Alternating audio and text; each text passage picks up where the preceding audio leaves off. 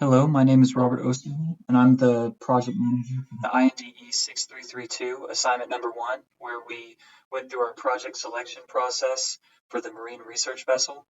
My group members were Eshwar, Heba, Cameron, Mark, and Sakthi, and we were team number 4. Our basic schedule was we had a handful of team meetings, one of which we discussed the preliminary project discussion, as well as came up with some basic factors. Then we also went through parameter scoring and task delegation. A couple days later, after our second meeting, we finished the calculations, and those calculations were then reviewed by other members of the group. We had our final team meeting soon after, where we finalized our constraints and moved forward with our project selection. And then we have our project presentation and report due on the 7th. The basic task delegation, I myself was the project manager in charge of the project presentation. Eshwar, Heba, and Sakthi were all in charge of the configuration calculations, and Cameron and Mark were in charge of the project report. Those due dates correspond with the previous slide, and each one of us in the group had a hand in quality control. We used WhatsApp to communicate more effectively, and we used Teams as our main source of file sharing and meeting platform. And each one of us had some sort of job in terms of quality control, just looking at others' work.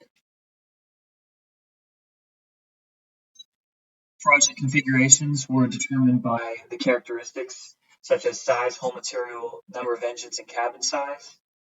Based off of the size of 34, 36, or 38 feet, the hull material of fiberglass and aluminum, number of engines being single or double, and cabin size of half or three-quarter cabin resulted in 24 potential configurations, and that was what we moved forward with scoring to determine which configuration we thought would be best.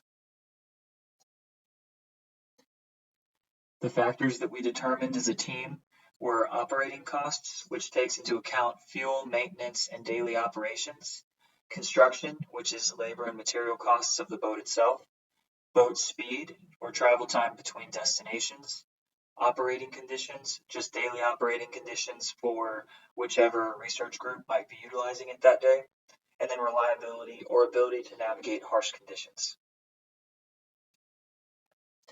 Our general scoring process and methodology was based off of the constrained weighted factor method.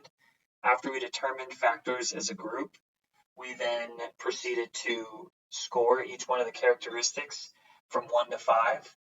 And that was a group consensus in one of our meetings going through that.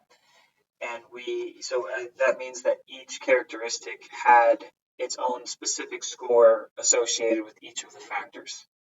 We then proceeded with assigning factor weights as a group, where the summation of all those factor weights equals 1, or 100%.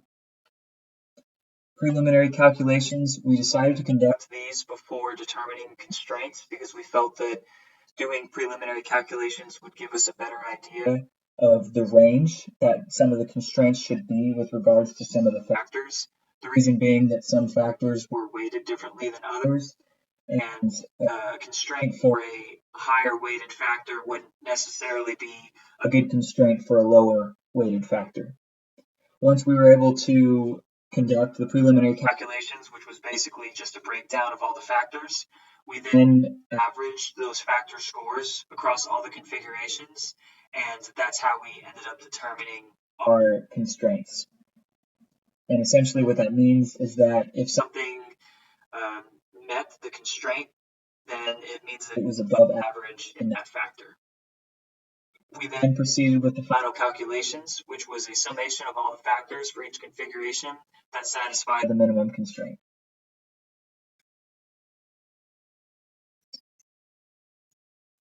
Our project selection and conclusion, the score range was from 0 to 14.2 points for our minimum and maximum values.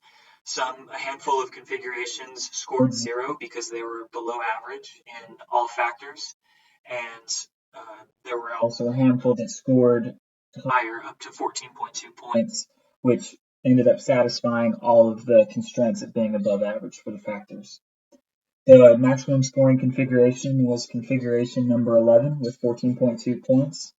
And the characteristics associated with that configuration are a size of 36 feet, a hull material being fiberglass, 2 engines, and a half cabin size.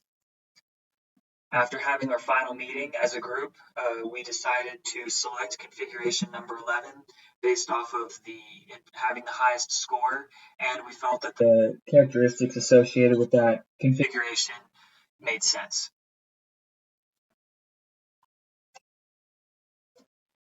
Thank you very much for your time.